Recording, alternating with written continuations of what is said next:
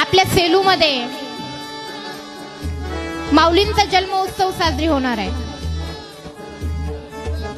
त्या माऊलींच्या जन्मोत्सवामध्ये 19,000 जण श्री ज्ञानेश्वरीचं पारायण करणार आहेत। 750 जण विनेकरी म्हणून येणार आहेत। 750 जण टाळकरी म्हणून तिथे येणार आहेत। 750 पताका असणार आहेत। 750 तुळशी घेणार आहेत आणि 750 कळश असणार आहेत।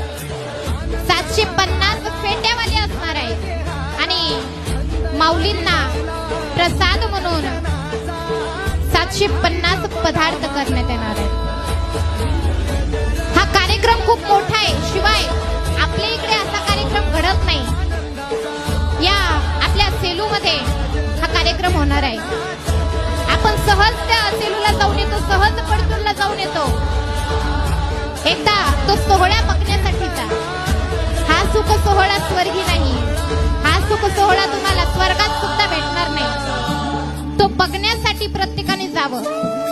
तिथे प्रत्येक एका गावामधून एक एक पदार्थ माऊलीसाठी जाणार आहे। गुलाबजाम एकाच गावातून जाणार। आपण जी गोष्ट देतो ती एका गावामधून जाणार आहे। असा खूप मोठा सोहळा महोत्सव आपण तिथे करणार आहोत। त्या सोहळ्याचा दिनांक 12 मार्च ला चालू होणार आणि 19 मार्चला तो संपणार आहे। त्या सोहळ्याचा प्रत्येक जणाने आनंद घ्यावा एवढंच तुम्हाला सांगणं असेल।